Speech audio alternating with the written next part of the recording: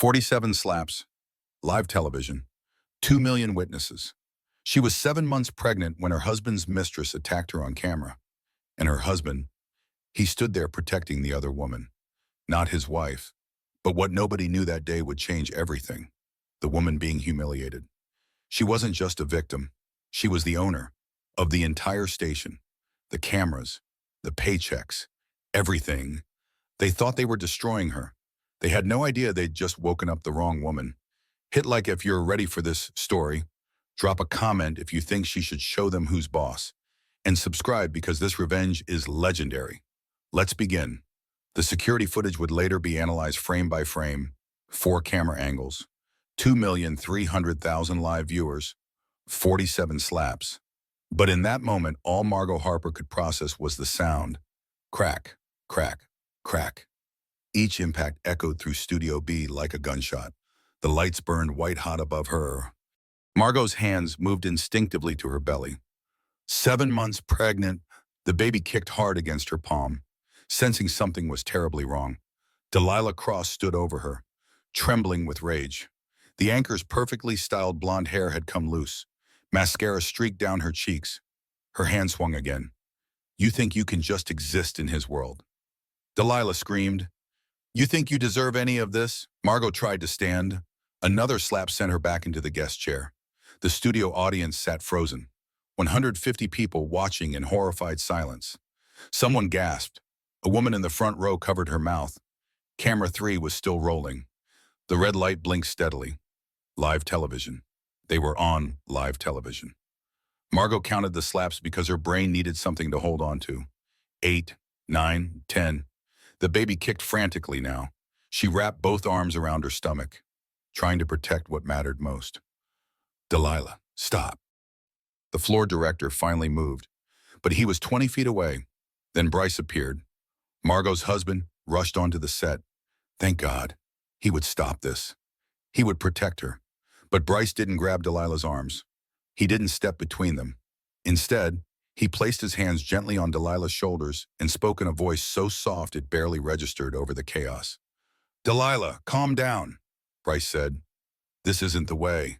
Not the way to what Margot's mind struggled to catch up. The baby kicked again.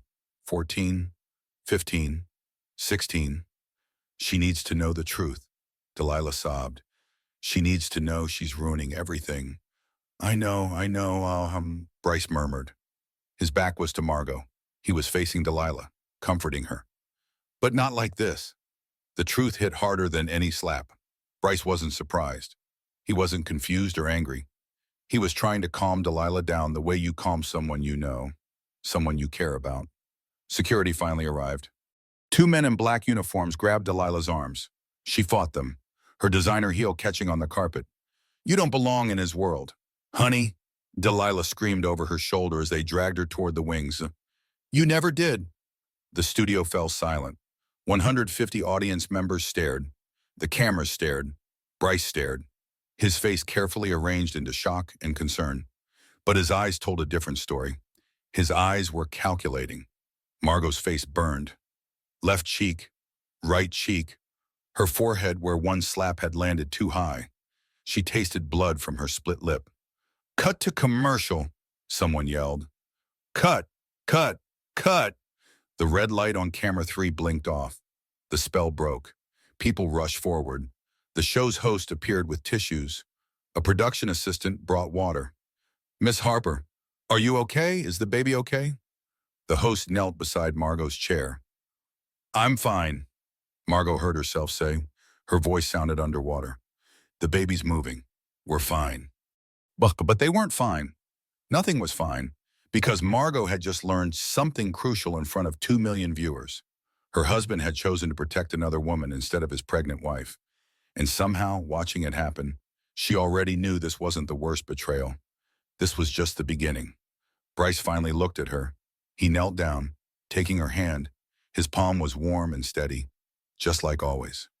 "Tori, I'm so sorry," he said, using the nickname only he used. "I had no idea she was capable of this." He was lying. Margot knew with sudden, crystalline certainty. After 5 years of marriage, she knew every micro-expression, every tell, And right now, Bryce Harper was lying through his perfect white teeth. "You know her," Margot said quietly. Bryce's jaw tightened for just a second. Then his face softened. "She works here at the station. Director of programming. I've worked with her on campaigns. But I swear I didn't know she was unstable." The paramedics arrived 6 minutes later. By then, Margot had counted all 47 slaps, and she had made a decision. She would find out exactly what her husband had been hiding. Because Channel 9 wasn't just where Bryce worked. Channel 9 was hers. And it was time everyone knew it. The ambulance smelled like antiseptic and old fear.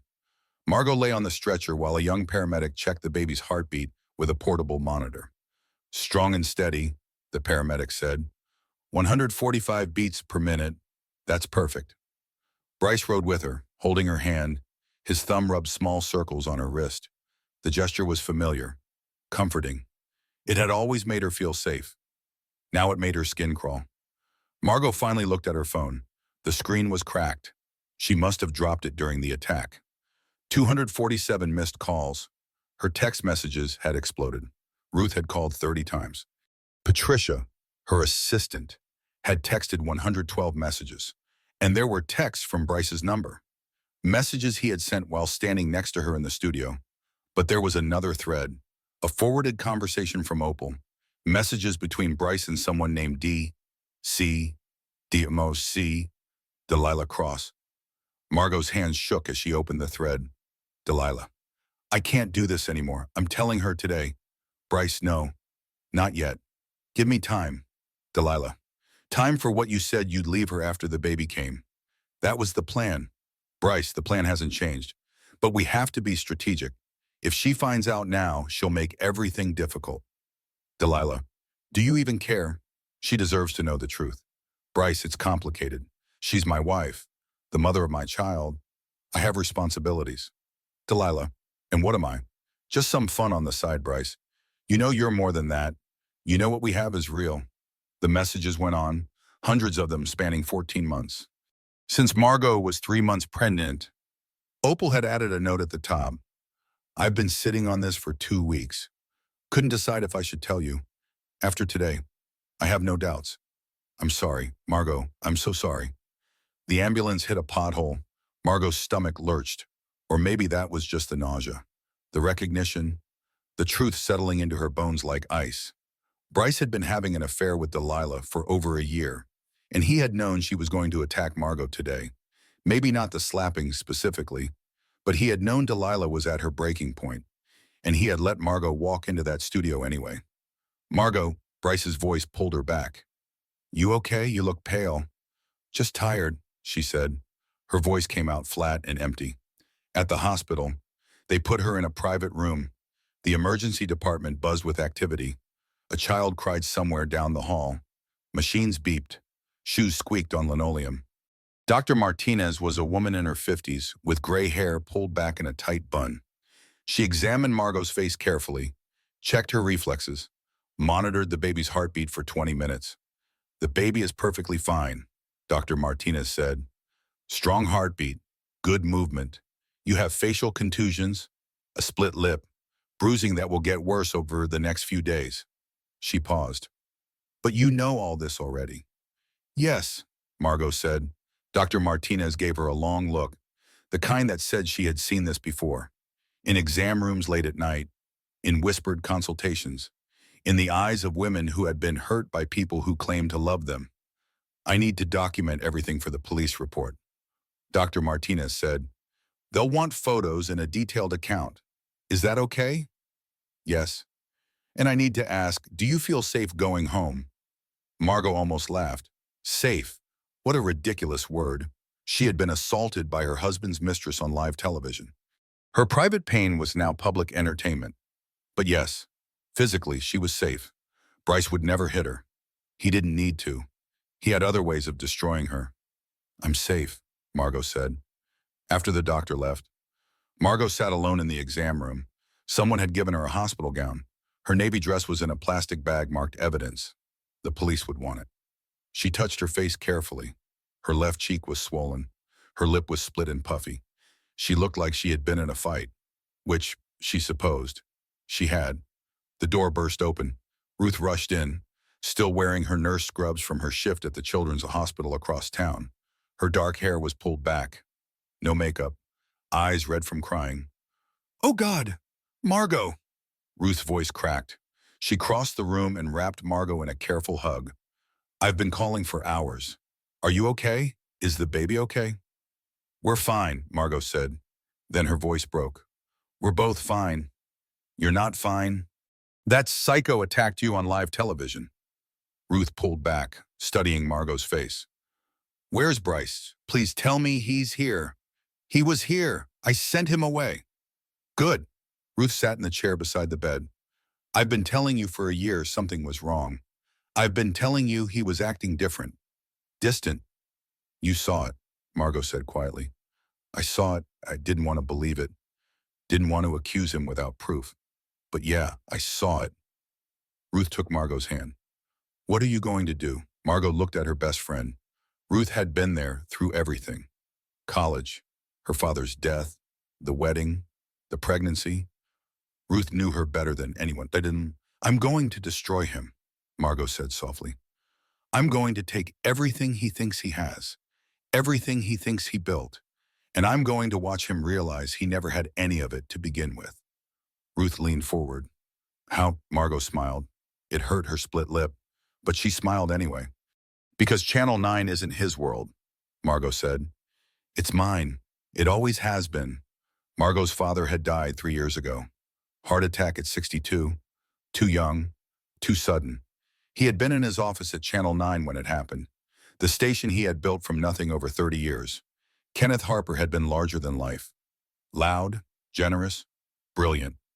He had taught Margot everything about broadcasting, about business, about power. "Keep this quiet until you're ready," he had said on his deathbed. His hand had been so thin, so fragile. "The ownership, the shares. Let people underestimate you. Let them think the estate trust controls it.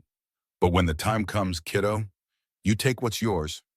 Margot had been 29, newly married, working as a freelance consultant because Bryce said it was too awkward for her to work at the station her father owned.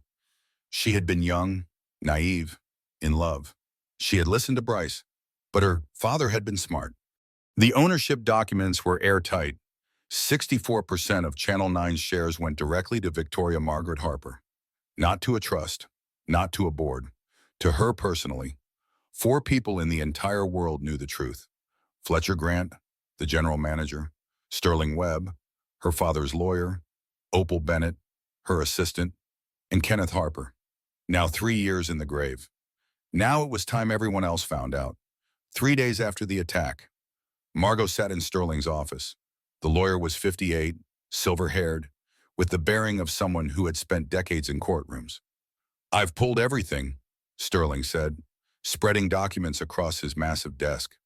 "Ownership papers, stock certificates, your father's will, articles of incorporation, everything proving you own 64% of Channel 9. "And Bryce's financial records?" Margot asked. Sterling's expression darkened. "That's where it gets interesting." He pulled out a second folder. "Your husband has been very busy. Over the last 18 months, he's transferred $180,000 from station discretionary accounts." Margot felt the room tilt. 180,000. Small amounts, 5,000 here, 10,000 there. Marketing expenses that were slightly inflated. Payments to vendors that didn't quite match invoices. He was careful, but not careful enough. Sterling pulled up a spreadsheet on his laptop. "I tracked where the money went. First into your joint account, then quietly transferred to an account in his name only, an account you never knew existed." He clicked through transaction records, hotels, restaurants, jewelry purchases, a weekend trip to Napa Valley in March, another to New York in July. "These dates," Margot said, her throat tight. Bryce's expense reports said he was at marketing conferences. He was not at marketing conferences. Sterling pulled up more documents. "I cross-referenced it with credit card charges, romantic dinners, couple spa treatments, and this," he pointed to a line item, "a purchase at Tiffany's for $40,000. $40,000. Margot had never received a gift from Tiffany's. On their 5th anniversary, Bryce had given her a necklace from a department store. He said they needed to save money for the baby. "There's more," Sterling said grimly. 3 months ago, Bryce contacted my office, said he wanted to discuss your father's estate, claimed there might be grounds to contest the will. Contest it how? He suggested your father wasn't of sound mind when he changed the ownership structure. Said Kenneth had been showing signs of cognitive decline. Sterling's voice hardened. Which is absolute nonsense. Your father was sharp as a tack until the day he died. But Bryce didn't know I have video documentation of every meeting with Kenneth, including the one where he very specifically and very deliberately transferred ownership to you. Margot stared at the papers spread across the desk. Evidence of 14 months of betrayal, of planning, of calculation. "He married me for the station," she said quietly. "I believe so. Yes. And when he realized he couldn't access it through marriage, he decided to steal it." Sterling nodded. "That's my assessment. The affair with Delilah started right after I told him the ownership structure couldn't be changed without your consent. I think that's when he realized he needed a different strategy." "What strategy?" "Make you look unstable, unfit to run a company. Then contest your ownership on the grounds that you're not mentally competent." Sterling leaned back in his chair. "It's actually quite clever. If he could prove you were unfit, the shares might revert to a conservatorship. And as your husband, he would have a strong claim to be your conservator." The baby kicked hard. Margot placed both hands on her belly. She had thought Bryce loved her. She had thought they were building a life together. But she had been a target all along, a means to an end. "The board meeting is Friday," Margot said. "Can we be ready by then?" "We can be ready," Sterling confirmed. "Fletcher knows. Opal knows. We'll present the ownership documents first, then the evidence of embezzlement. Then we terminate Bryce and Delilah with cause." "What about Bryce's mother, Constance, is on the board?" Sterling hesitated. "That's our biggest risk. She'll vote to protect her son." "Maybe not," Margot said slowly. Something Ruth had mentioned months ago. Constance's father was convicted of embezzlement when she was 16. Went to prison for 8 years. She spent her whole life trying to prove she's different, that her family is different. So when she learns her son is a thief, she'll be devastated, Margot said. But she'll vote with us. Because her integrity means more to her than protecting Bryce. Sterling studied her. "You're not the same woman who walked into that studio 3 days ago." "No, oh," Margot agreed. "I'm not." She was Kenneth Harper's daughter, and she was done playing small. Thursday morning, one day before the board meeting, Margot woke to her phone buzzing violently on the nightstand.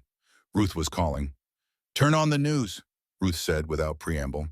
"Channel 6, right now." Margot grabbed the remote. Channel 6 was their biggest competitor. The morning show appeared on screen, and there, sitting in the guest chair, was Bryce. The host leaned forward sympathetically.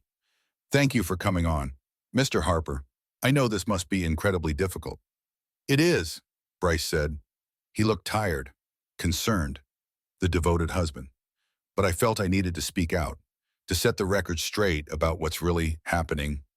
Margot's blood went cold. "Your wife was attacked on live television," the host said, "by your colleague. The video has been viewed over 40 million times. People are calling for Delilah Cross to face criminal charges." "As they should, Bryce said smoothly. "What Delilah did was inexcusable. There's no justification for violence. But I think it's important people understand the full context. Which is, my wife has been struggling," Bryce's voice filled with carefully calibrated pain.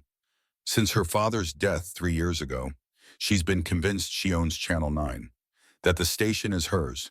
But the reality is, the station is held in an estate trust. Margot is a beneficiary, yes, but she's not the owner." The host's eyes widened. "So she doesn't own the station?" "No. And I've been trying to get her help. Therapy, counseling, but she refuses treatment. She's become fixated on this idea that everyone is lying to her, that there's some conspiracy to take what's hers." Bryce shook his head sadly. "I think that's why Delilah snapped. She and Margot had been having conflicts at the station. Margot had been making accusations, threatening people. I think Delilah felt attacked and responded inappropriately. Are you suggesting your wife provoked the assault? I'm suggesting my wife is not well, and I'm terrified for our unborn child.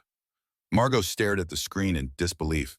He was painting her as unstable, delusional, dangerous. The interview continued.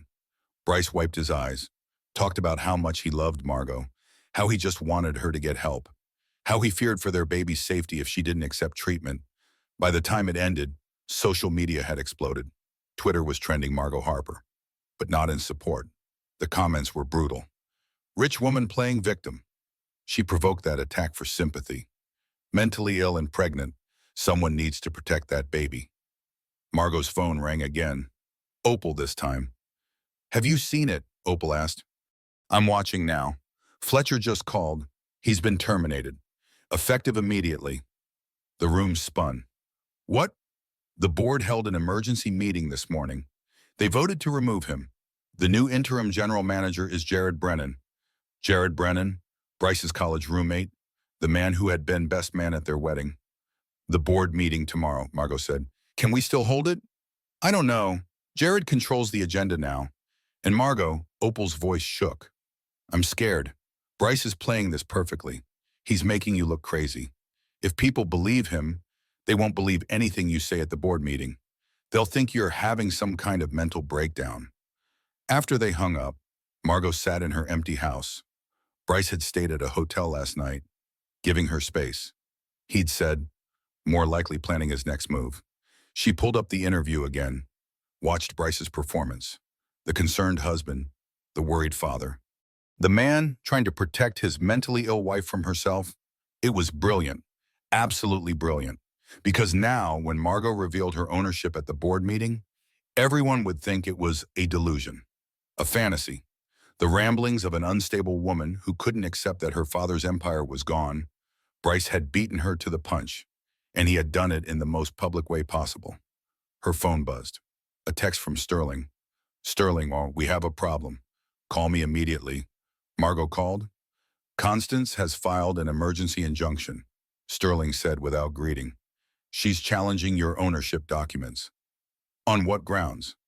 She claims your father wasn't of sound mind when he changed his will, says he had early-stage dementia. She's demanding a full investigation before the board meeting proceeds. But you said you have video proof of his mental clarity. I do, but a judge has granted a temporary suspension of your ownership claim pending investigation. Margot, you can't legally attend tomorrow's board meeting. You're not officially an owner right now. Everything was falling apart. Fletcher was fired. Her ownership was suspended. Bryce had turned public opinion against her, and tomorrow's board meeting might not even happen. What do I do? Margot asked. Sterling was quiet for a long moment. I don't know. I'm sorry. Margot, I don't know. Friday morning arrived with more bad news. Margot woke to find a sheriff's deputy at her door. With him was a woman in a gray pantsuit carrying a briefcase. Victoria Harper, the deputy asked. Yes. I'm Deputy Morrison. This is Linda Morrison from Child Protective Services. We need to speak with you. Margot's heart stopped. About what? The woman stepped forward. Mrs. Harper, your husband has filed a petition for emergency custody of your unborn child. He's also requesting a temporary restraining order. May we come in? They sat in Margot's living room. The social worker pulled out a folder thick with documents. Mr. Harper has expressed concerns about your mental health, Linda Morrison said gently. He's provided evidence that you've been experiencing delusions, specifically claiming to own Channel 9 when the station is actually held in a trust. He's concerned these delusions might pose a risk to the baby. I do own Channel 9, Margot said. Linda glanced at the deputy. Mrs. Harper, I understand you believe that, but your husband has documentation showing the station is controlled by an estate trust. He's also provided testimony from multiple colleagues who say you've been behaving erratically at the station, making accusations, threatening employees. That's not true. None of that is true. He also has this. Linda pulled out her phone and played an audio recording. Margot's voice came through the speaker, distorted slightly, but recognizable. I want him gone. I want them both destroyed. I don't care what it takes. The recording was from the hospital, Margot talking to Ruth, but the context had been stripped away. Without hearing Ruth's questions or the full conversation, It sounded like Margot was planning something violent. This was taken out of context, Margot said desperately. I was talking about legal action, firing them, not hurting them. Linda made notes. Mrs. Harper, have you been under psychiatric care? No, because I don't need psychiatric care. I'm not delusional. My husband is lying. More notes. Are you currently taking any medications? Prenatal vitamins. Have you experienced mood swings, paranoia feelings that people are conspiring against you? Every question was a trap. Every answer could be twisted. If Margot said yes to mood swings, she'd sound unstable. If she said yes to paranoia, she'd confirm Bryce's narrative. If she said people were conspiring against her, she'd sound delusional, even though it was true. I'd like to speak to my lawyer, Margot said. That's your right, Linda stood. But I need to be clear. The court has granted a temporary order. You're prohibited from making any major decisions regarding the pregnancy without Mr. Harper's consent. That includes where you give birth and who your medical providers are. We'll be scheduling a full evaluation next week. After they left, Margot called Sterling. They're taking my baby, she said. Her voice shook. They're going to take my baby. They can't take a baby that isn't born yet, Sterling said, but he didn't sound confident. Look, we need to regroup. The board meeting is still scheduled for this afternoon, but you can't attend. Your ownership is suspended and there's a restraining order keeping you away from the Channel 9 building. So Bryce wins. He gets to tell his story, paint me as crazy, and I can't even defend myself. We're not giving up, Sterling insisted. I'm going to the meeting. I'm bringing the ownership documents and the video evidence of your father's competence. We can still expose Bryce's embezzlements.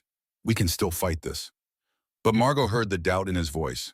Without her there, without her testimony, it would be Sterling's word against Bryce's.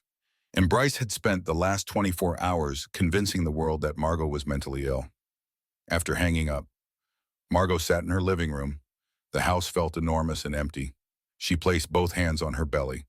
The baby kicked steadily, unaware that her entire world was collapsing. Her phone buzzed. Ruth, I'm coming over, Ruth said. Right now, don't argue. 20 minutes later, Ruth walked in with bags from the grocery store in a determined expression. Okay, Ruth said, unpacking food into the refrigerator. I've been thinking, Bryce is smart. He's planned this perfectly. But he made one mistake. What mistake? He underestimated you. He thinks you'll fold. He thinks because he's won a few battles, he's won the war. Ruth sat down across from Margot. But you're Kenneth Harper's daughter, and your dad didn't raise a quitter. Ruth, I can't even go to the board meeting. My ownership is suspended. There's a restraining order. CPS thinks I'm a danger to my own baby. Bryce has won. Has he? Ruth leaned forward. Or has he just shown his hand? Think about it. He's made every move out of fear. The interview, the custody filing, the injunction. He's terrified of you because he knows if you get the chance to speak, if you get the chance to show the evidence, he's finished. Margot wanted to believe her, but the weight of the last 3 days was crushing.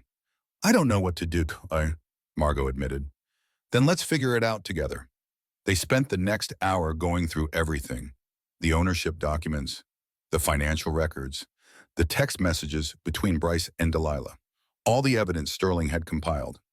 There has to be something we're missing, Ruth said. Something that proves your dad was competent, something that shows Bryce planned this. Margot's phone buzzed. An unknown number. She almost didn't answer, but something made her pick up. Mrs. Harper, this is Detective Collins from Chicago PD. I'm calling about the assault. We've arrested Delilah Cross.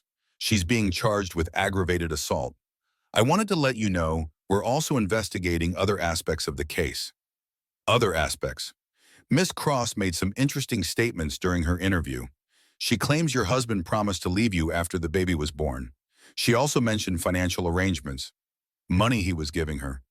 I thought you should know. After the detective hung up, Margot looked at Ruth. Delilah's talking, Margot said. Good. Let her talk. Let her bury him. Ruth paused.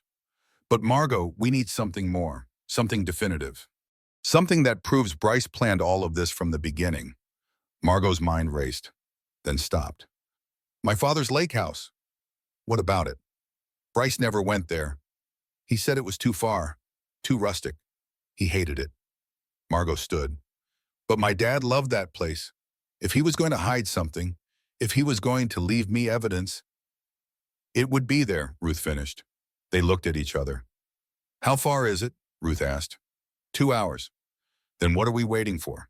The house sat on Lake Michigan, 40 miles north of Chicago.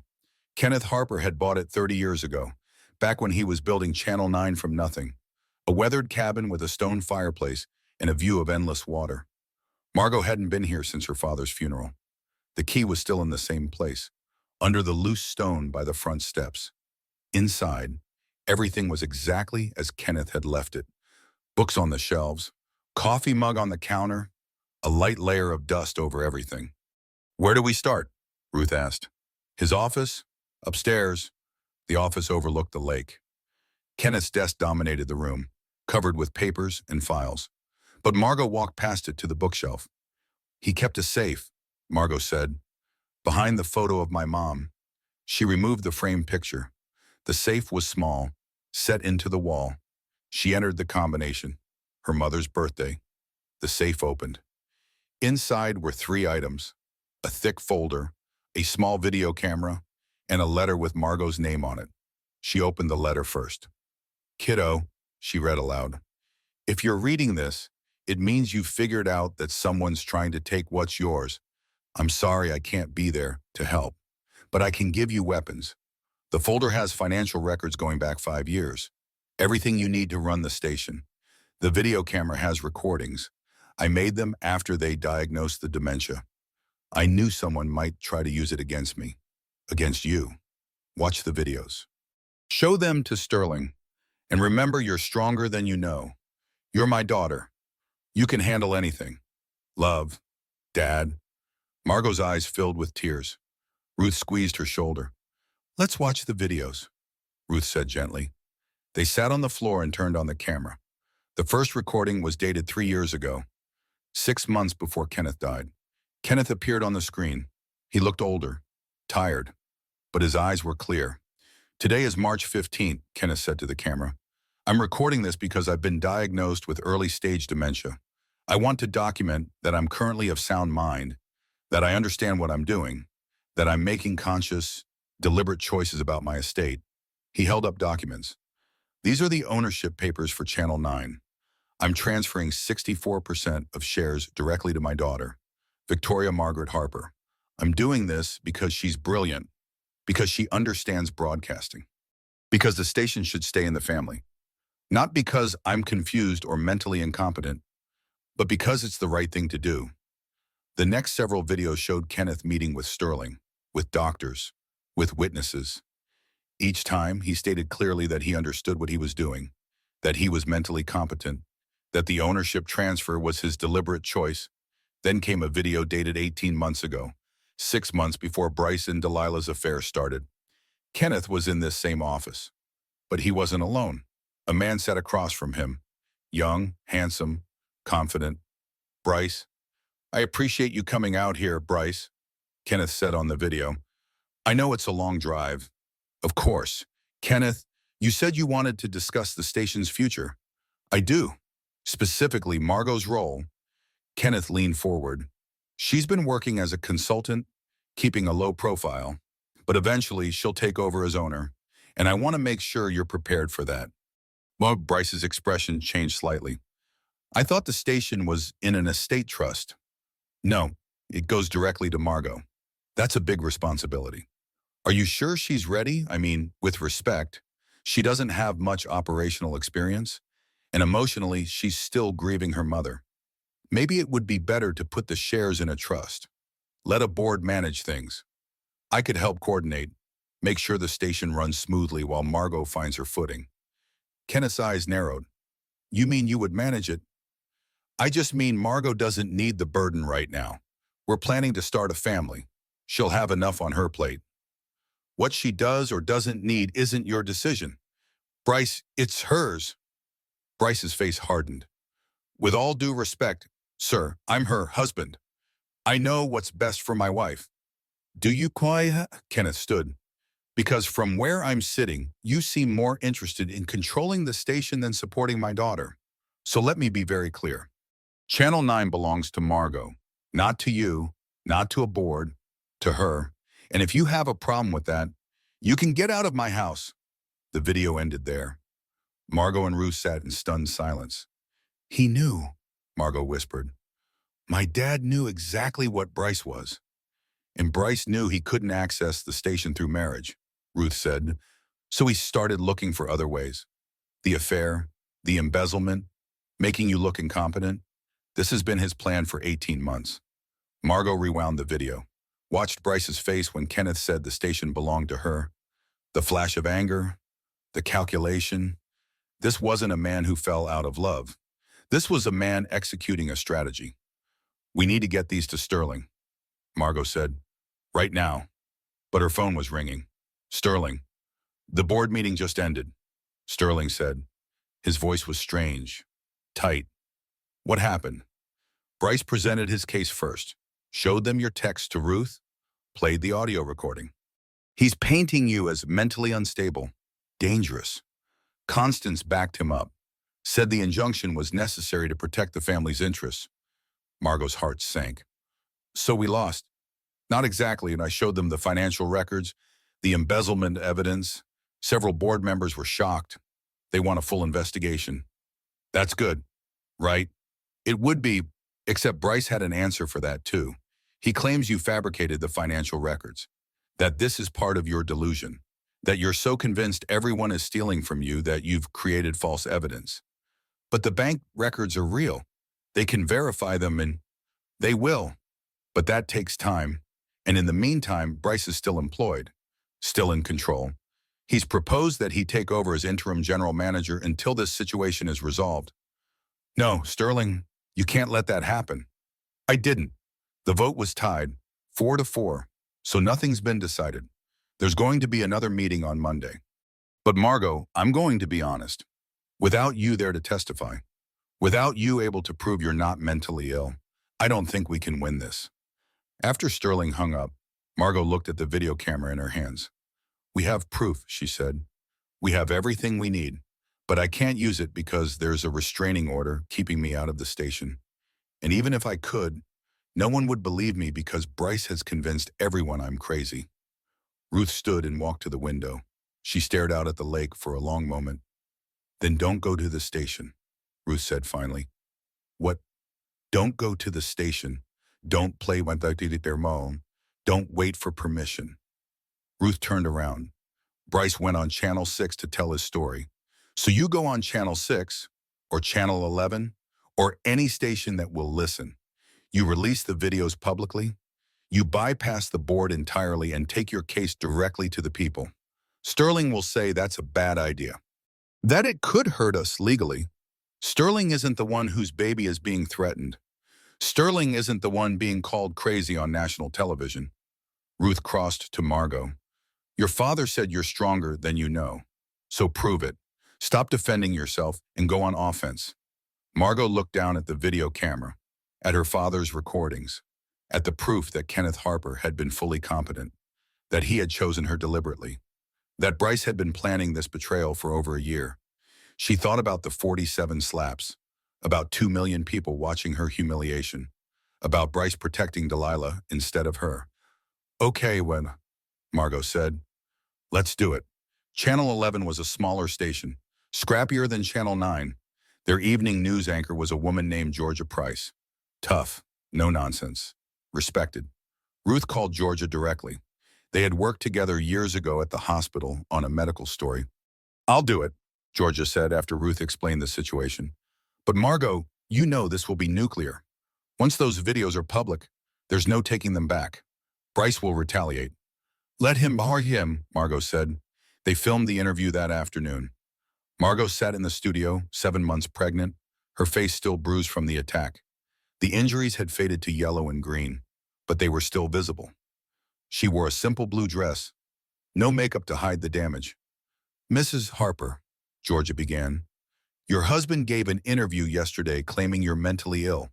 that you've been having delusions about owning Channel 9. What do you say to that? I say he's lying. Margot looked directly into the camera. And I can prove it. She held up the ownership documents. My father, Kenneth Harper, left 64% of Channel 9 directly to me. These are the legal papers, signed, notarized, filed with the state. I own the station. I've owned it for 3 years. Georgia leaned forward. Your husband claims your father wasn't mentally competent when he made that decision, that he had dementia. My father did have early-stage dementia, and he knew someone might use that to challenge his decisions. So he documented everything. Margot held up the video camera. He recorded himself over a period of 6 months, proving he understood what he was doing, proving he was mentally competent. I'd like to show you one of those recordings. They played the video. Kenneth on screen, clear-eyed, articulate, explaining his decision, stating his competence. That's remarkable, Georgia said. But your husband has also accused you of fabricating financial records, of claiming he embezzled money from the station. He did embezzle money, $180,000 over 18 months. Margot pulled out the bank records. I'm not a forensic accountant. I didn't create these. They're official bank documents. Anyone can verify them. He took money from Channel 9's discretionary accounts, funneled it through our joint account, then transferred it to a private account I didn't know existed. She showed receipts, hotel stays, restaurant charges, the Tiffany's purchase. He used that money to finance an affair with Delilah Cross, the woman who attacked me, the same woman he protected during the assault instead of protecting his pregnant wife. Georgia sat back. These are serious allegations. They're not allegations. They're facts. And there's more. Margot took a breath. I want to show you one more video. This is my father talking to Bryce. 18 months ago. They played the recording. Kenneth confronting Bryce about trying to control the station. Bryce's barely concealed anger. The moment when Kenneth ordered him out of the house. When it ended. Georgia was quiet for a moment.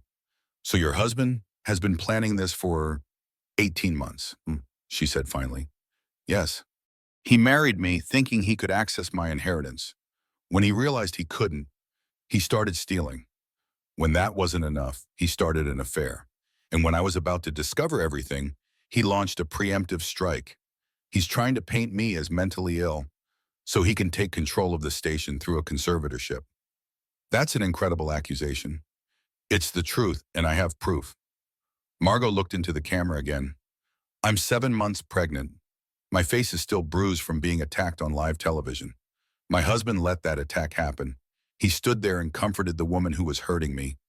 And now he's trying to take my baby, take my company, take everything my father built. Her voice didn't shake.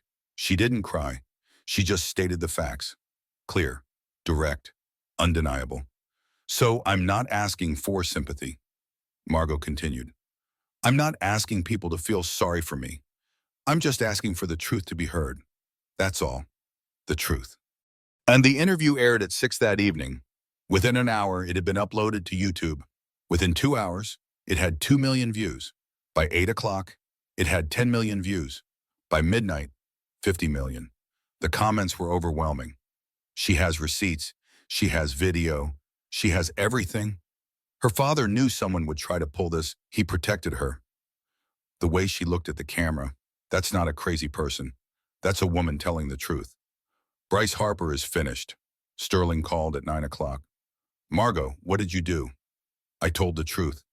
You just went around the entire legal process. You released evidence publicly before it could be presented in court. Bryce's lawyers are going to argue prejudice, contaminated jury pool. This could hurt us. I don't care. Let them argue. The world knows the truth now.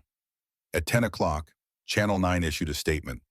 They were launching an internal investigation. Bryce Harper had been placed on administrative leave pending review. At 11 o'clock, Delilah Cross's lawyer released a statement.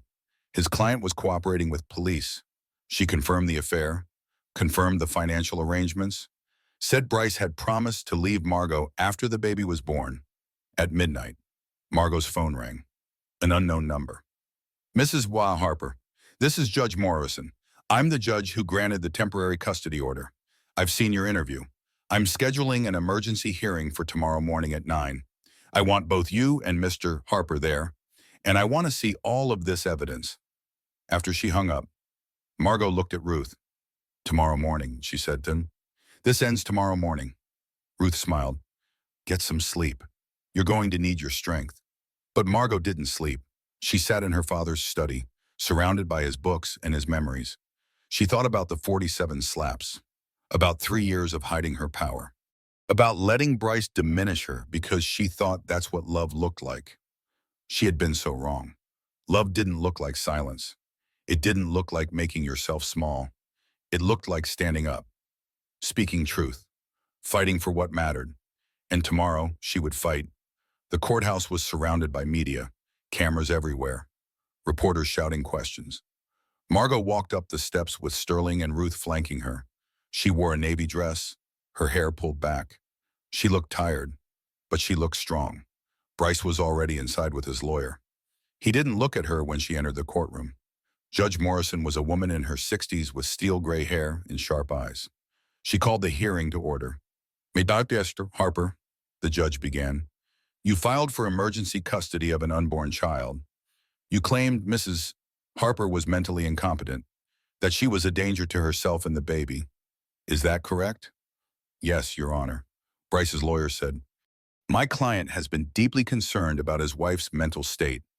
And Mrs. Harper," the judge continued, "you've now presented evidence suggesting your husband has been engaging in fraud and embezzlement, that his claims about your mental health are false. Is that correct?"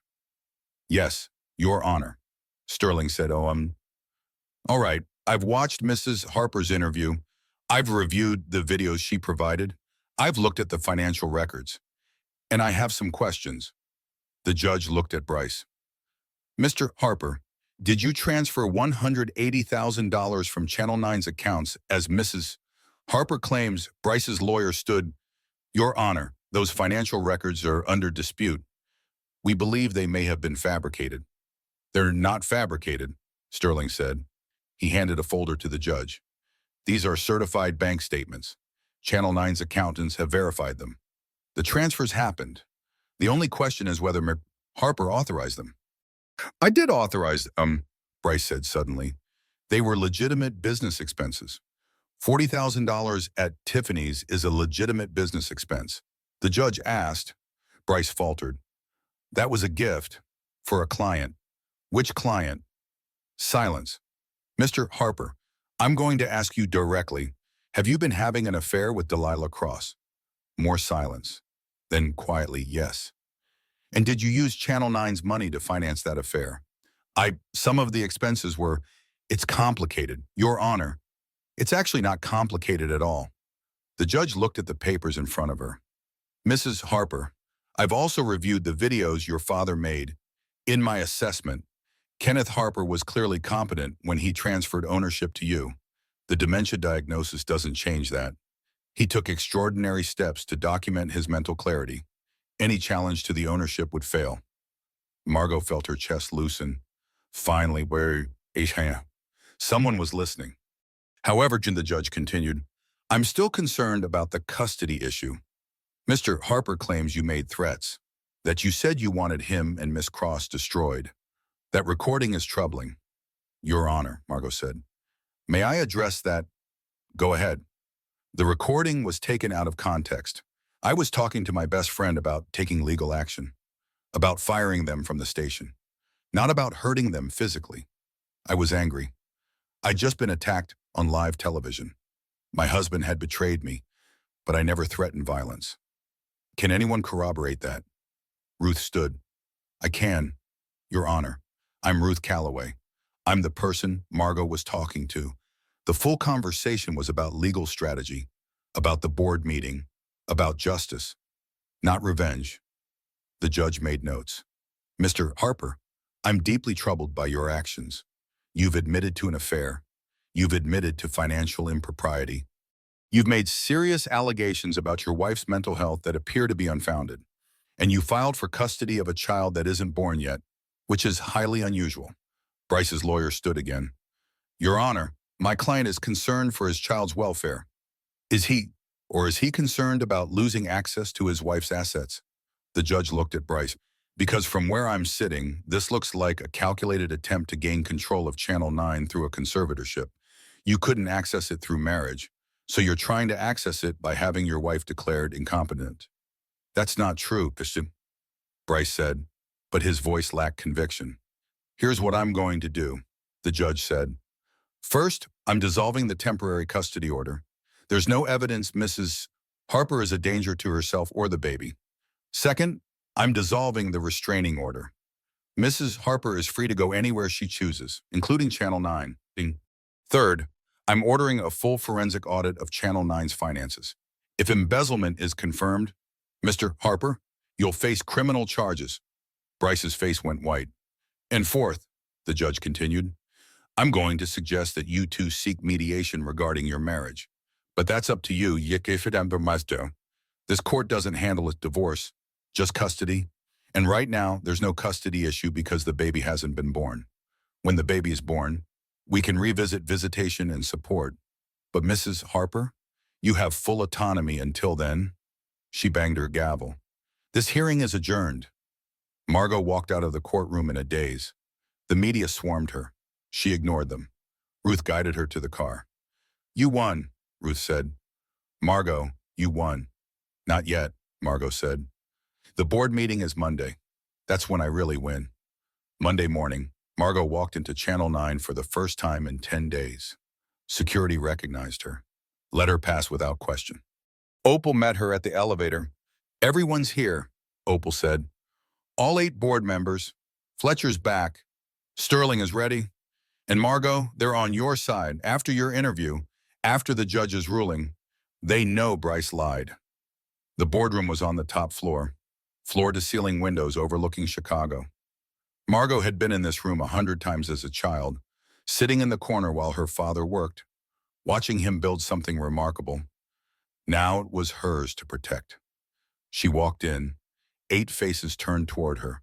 Fletcher stood and started clapping. Then Opal. Then Sterling. Then the board members, one by one, until everyone was standing, applauding. Everyone except Bryce. He sat at the far end of the table, looking smaller somehow, diminished. Margot took her seat at the head of the table, the owner's seat. Let's begin, she said. Sterling distributed the ownership documents. For the record, Victoria Margaret Harper owns 64% of Channel 9. This ownership has been verified, notarized, and upheld by the court. Mrs. Harper is the majority owner and has full authority over this station. Noted, Fletcher said. Second order of business. Sterling continued. An independent audit has confirmed that Bryce Harper transferred $180,000 from station accounts without authorization. This constitutes embezzlement. One board member spoke up. Has Mr. Harper been given a chance to explain? He has, Sterling said. His explanation is that the transfers were business expenses. The audit determined they were not. They were personal expenses related to an extramarital affair. Bryce's lawyer stood. My client disputes those findings. He requests more time to prepare a defense. No, Margot said quietly. Everyone looked at her. No more time, Margot said. No more delays, no more games. Bryce Harper stole from this station. He had an affair with an employee. He stood by while that employee assaulted me on live television. He tried to have me declared mentally incompetent so he could take control of my inheritance. And then he filed for custody of our unborn child as leverage. She looked directly at Bryce. I moved to terminate Bryce Harps immediately, with cause. No severancy, no benefits. Effective right now. Second, Fletcher said immediately. All in favor, Sterling asked. One by one, hands went up. 7 votes in favor. Then Constance, Bryce's mother, raised her hand. 8-0. Bryce stared at his mother. Mom, Constance's voice shook. I taught you better than this. Your grandfather was a thief. I spent my whole life proving I wasn't like him, that our family was different, better. And now you've become exactly what I feared. I vote to terminate you because it's the right thing to do. Because integrity matters more than family. Bryce's face crumbled. For the first time, he looked genuinely broken. The vote is unanimous, Sterling said. Bryce Harper is terminated with cause. Security will escort you from the building. Your station access is revoked. You are no longer an employee of Channel 9. Security appeared.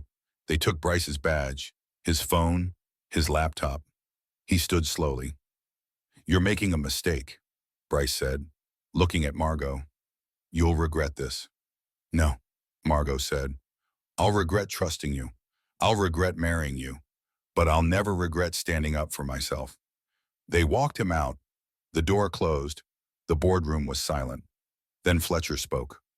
What about Delilah Cross? Already terminated, Sterling said. She'll be formally sentenced next month. The DA offered a plea deal, 18 months. And the station, another board member asked, how do we move forward? Margot took a breath. This was the moment. This was where she became not just an owner, but a leader. We promote from within, she said. We find someone who earned their position through talent and integrity. We rebuild the morning show with people who understand that power comes with responsibility. And we make sure this never happens again. She looked around the table. My father built this station on the principle that journalism matters, that truth matters, that people matter. We've lost sight of that. We let ratings and revenue become more important than ethics. That stops now. We're going back to basics. Real news, real stories, real integrity. Fletcher smiled. Kenneth would be proud.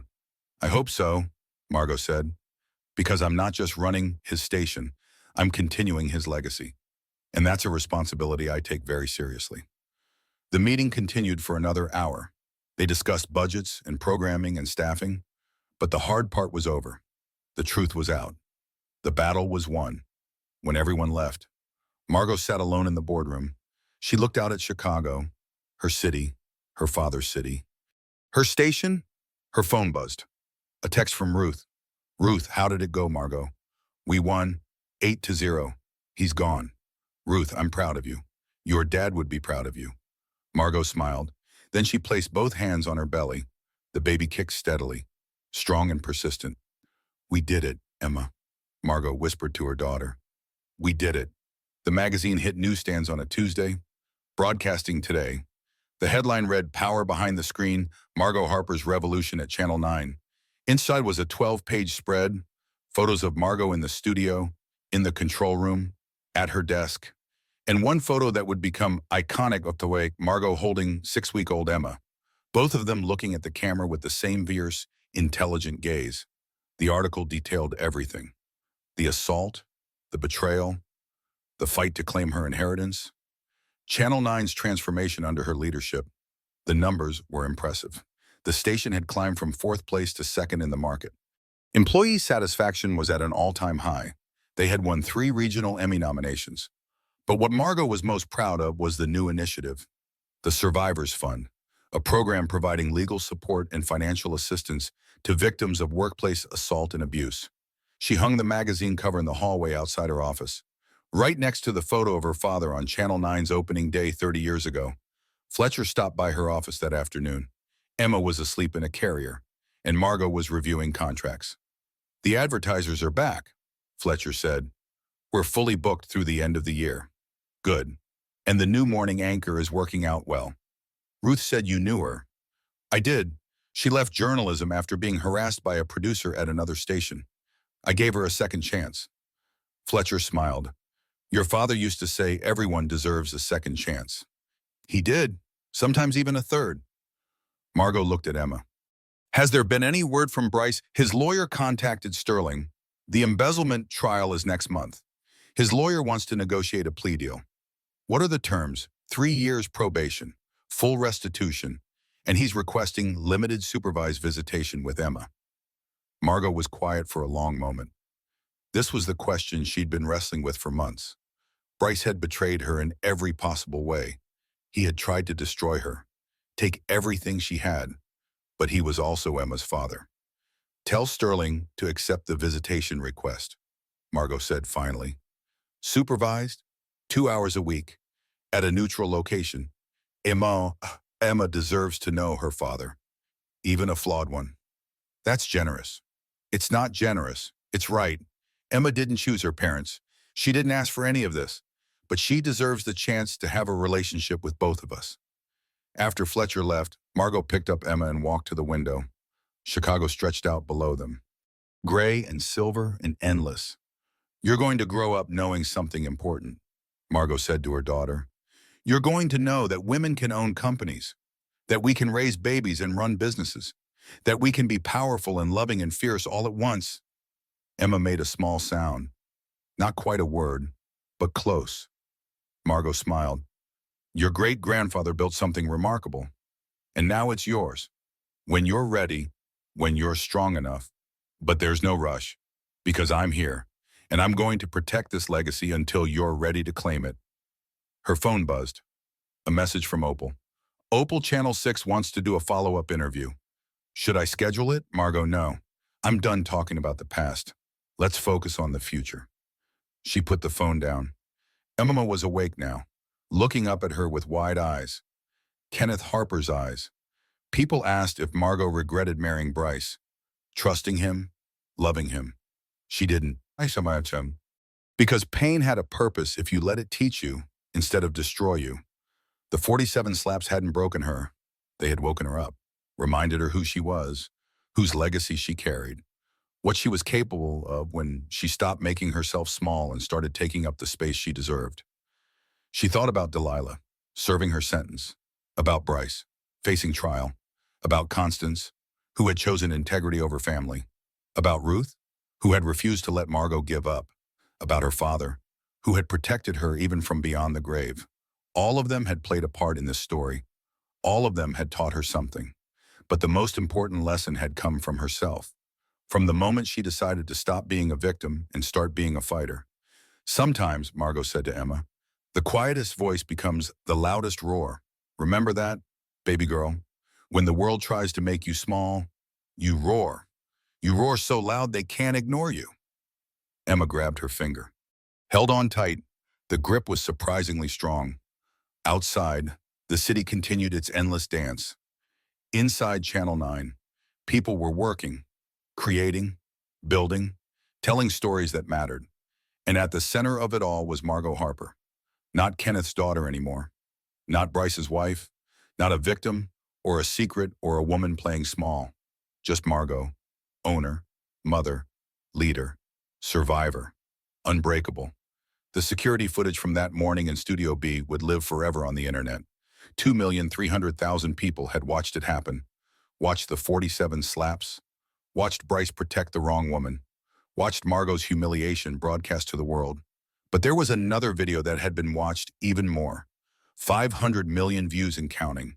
The interview where Margot stood up, showed the evidence, told the truth, took back her power. That was the video that mattered. That was the one that would define her legacy. Not the moment she was broken, but the moment she put herself back together and came back stronger than ever.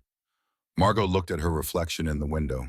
She was 32 years old, a single mother, a business owner, a woman who had survived the worst betrayal imaginable and come out on the other side. She was exactly where she was supposed to be, and she was just getting started.